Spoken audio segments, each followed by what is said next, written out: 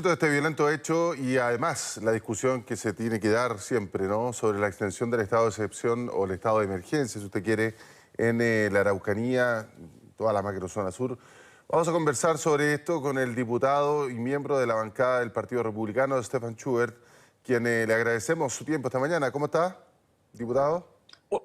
Hola, buenos días, ¿qué tal? Muy bien, gracias. ¿Cómo están ustedes? Muy bien, pues, oiga, mire, más allá de que haya sido Juan Sutil, que, pongámoslo así, es es parte de la élite, pero la violencia la sufren día a día chilenos comunes y silvestres. Entonces, evidentemente, esto nos da la posibilidad de conversarlo un poquito más profundamente. ¿Qué opina usted? ¿Por dónde va la mano, diputado?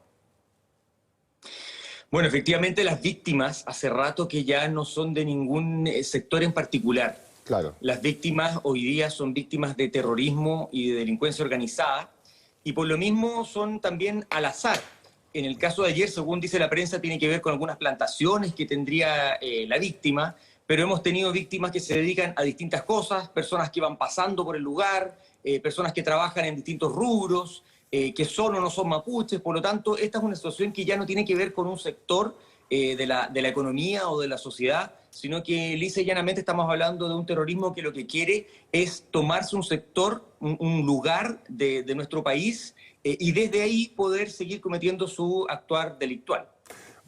Hay cosas que son más que evidentes, ¿no? Que uno ya, mire, nosotros damos noticias todos los días y vemos que hay territorios donde efectivamente el Estado no ingresa, digamos.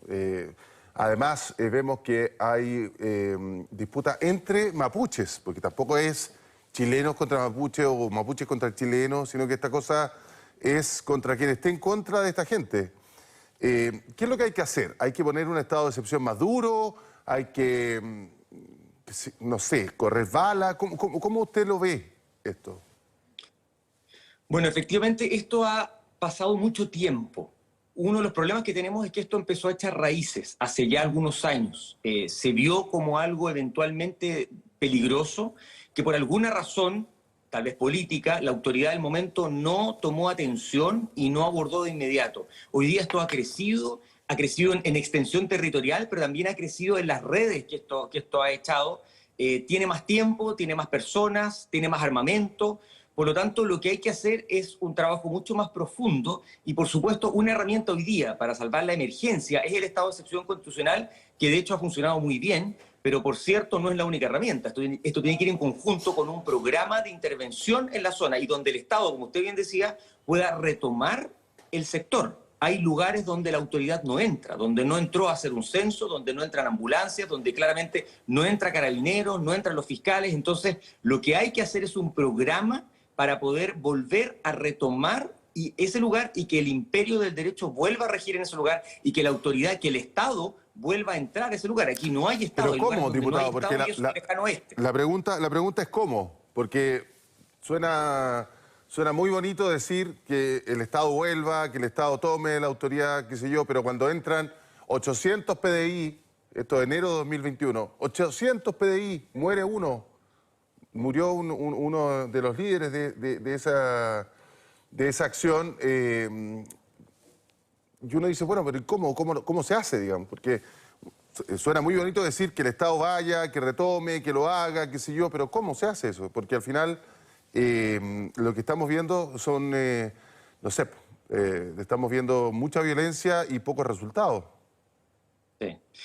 Bueno, las vías de hacer esto son diversas. Es un problema complejo que demanda una multiplicidad de acciones. Estamos pensando solamente en la violencia. No estamos pensando aquí en el conflicto con los pueblos originarios, que es otro conflicto que también es relevante. Que no tiene nada que ver. Que también hay que abordar. Que no tiene nada que ver, porque una cosa son las demandas del pueblo mapuche y otra cosa es el crimen organizado, robo de madera, narcotráfico, etcétera, ¿no?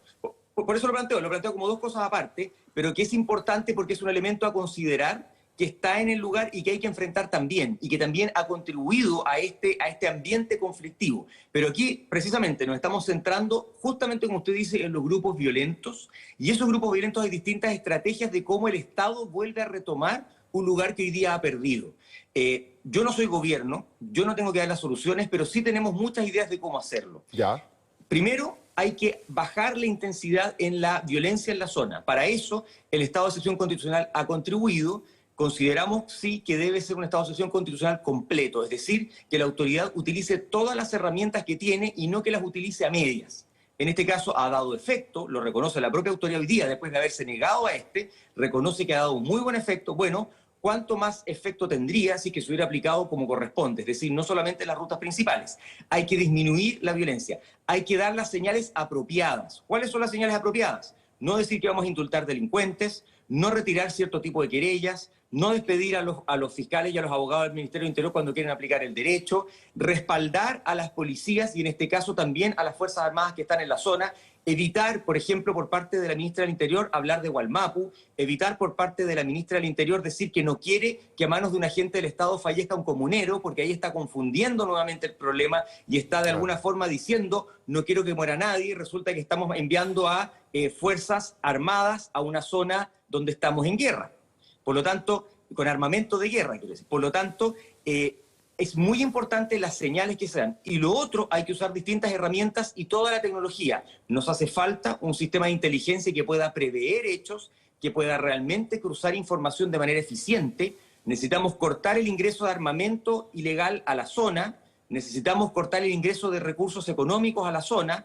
Tenemos que ver qué está ocurriendo, por ejemplo, con los muchos camiones que se roban con el robo de madera. Esos camiones circulan por las carreteras, esos camiones son vendidos en algún lugar. ¿Qué ocurre con esos controles? ¿Qué ocurre con los controles de la gente que entra a la zona roja? ¿Qué ocurre con los controles de la gente que sale de la zona roja? O sea, hay muchas herramientas que usar que permiten ir de alguna forma acercando o achicando este problema. Claro, para luego hasta el Servicio de Impuestos Internos debería tener un rol ahí.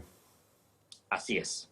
Sí, porque usted sabe que hay casas, esto es como las películas de Colombia. Hay casas de magnates con vehículos de lujo y gente que según impuestos internos no tiene actividad alguna. Claro. Pero obviamente hoy día no va a entrar impuesto interno a fiscalizar. Si no entra Carabineros, no entra la PDI, menos va a entrar un funcionario de impuestos internos.